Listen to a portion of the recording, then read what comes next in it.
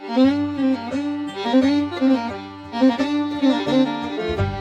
y'all, so today we're going to look at the Gerber Fastball cleaver.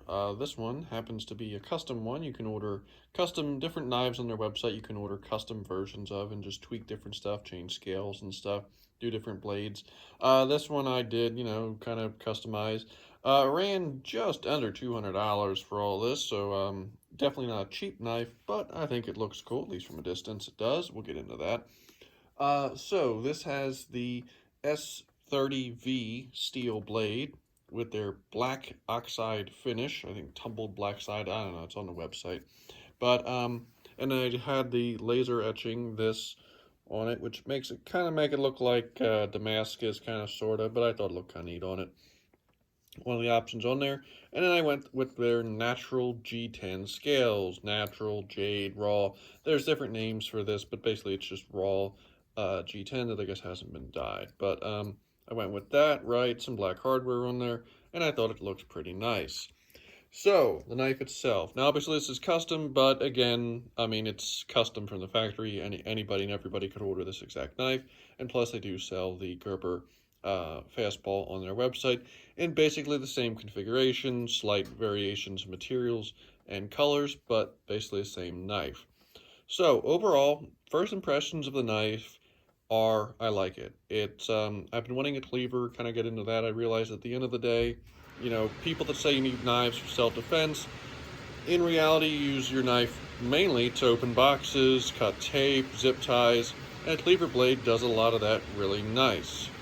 So, first impressions are I really like it.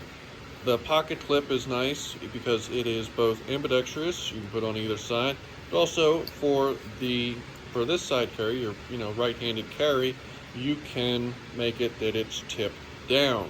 Obviously it's configured in tip up right now, that's what I prefer, but if you like living dangerously and having tip up, you can do that. So, that's nice. Action on this knife is very smooth. They did like a ball bearing action in here, and I will say it's very smooth. I've played with this for a few hours and no issues, so it's broken in a little bit and it's very, very smooth. I don't know how well you can see, but it kind of just falls around here. It's kind of hard to do because of the liner lock, but very smooth action. Unfortunately though, there is some issues with this knife. Now, Gerber in the past, I've had a couple small issues with Gerber years back. Long story short, I had one knife that the finish came off, and I had another knife that some of the screws popped out. Minor little stuff, not that big a deal. So I had no real big reason not to trust Gerber. But I gotta say, for what I spent on this knife, being almost $200, I'm a little disappointed in the build quality. Going into it, I should mention it's liner locked, in case I haven't mentioned that. It's liner locked, nice flipper, right? Got a nice flipper here to open. But something I noticed was, after using it for a little bit, the blade started loosening up. This right here, this bolt, keeps loosening up if you play with it a lot and you use it, which, I'm sure someone will be like, well, just don't play with it. Well, you know what, it's a knife, you're going to do this. I mean, this is, let's face it, we buy pocket knives to sit here when we're bored and flick them open. Plus, you do flick it open to use it, so I can see this being valid. But once you do that a bunch, this loosens up. Now, it's loosened up a little bit since I have started recording here, right? And again, it probably hasn't loosened up enough to really show up, but I actually did a short on YouTube talking about this.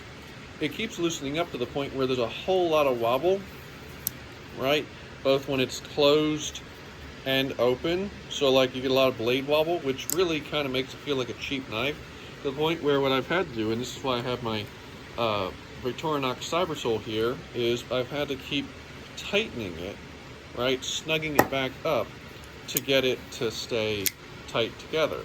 Now, that is not the end of the world, and God knows I'm sure I'm not the first person that's going to have to take apart a knife and put some Loctite on it, but at a almost $200 price point, it's kind of disappointing to see. If this was a $50 knife, I'd be like, okay, I'll put some Loctite on it and call it done. But again, this is kind of, Gerber does a lot of different cleavers, and I think this was kind of the top end one that I looked at when I was looking for a cleaver, so I wasn't expecting that.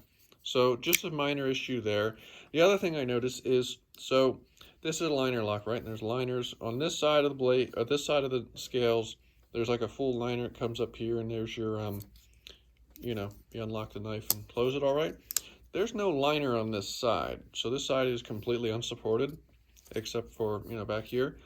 And because of that, and again, I don't know how well this shows up, but there's flex here. You can kind of like squeeze this together, which isn't the end of the world. Again, these are minor issues, but it just kind of makes the knife feel cheap.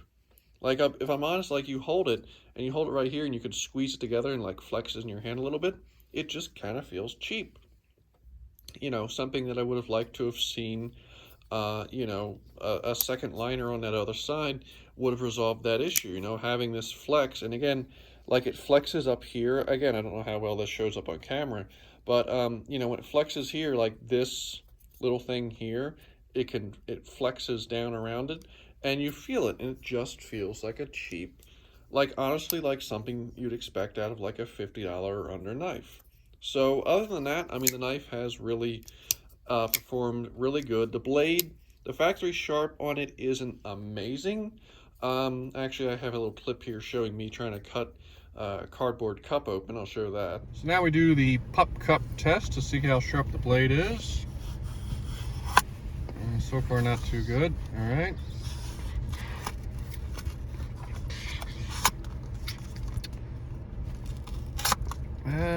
I'm saying not that sharp overall. Like, there you go, but definitely not the world's best factory sharpen, but there you go. And there you see, what happened when I tried to cut open a cardboard cup. And I know that's not the gold standard paper test, but, well, let's just say that dog's gotten quite a few pup cups. And I usually have a Kershaw on me that has cut them open much easier than this thing did. So to me, that that shows me that this isn't as it didn't come from the factory as sharp as a Kershaw Dividend with a factory blade on it, which happens to be about half the price of this knife. But just overall, like I said, nice knife. Very smooth action, no issues with that. But just kind of a few things that kind of made me sit and think. At the end of the day, it just kind of puts a bad taste in my mouth as far as Gerber. Like, and I guess something I should mention is I did reach out to Gerber a few weeks ago when I got the knife and started noticing that issue, and I've not heard back. Gerber right now, which I believe they've got bought out by Fiskars, Gerber has no way to contact them except via email.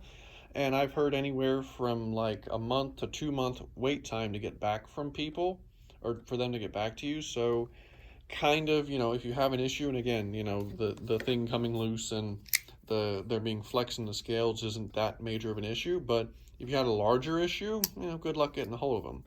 But that's my quick thoughts on the Gerber Fastball.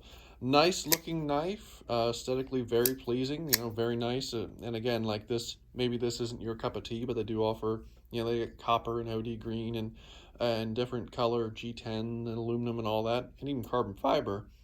And you can really make a nice looking knife. They got polished blade finishes. Really, I really do like the fact that you can customize and make something at your own. Of course, you pay for it.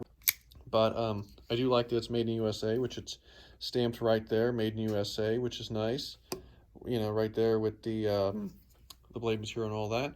So, again, it's kind of it's a nice knife, but at the end of the day, I guess I just would not justify the price tag.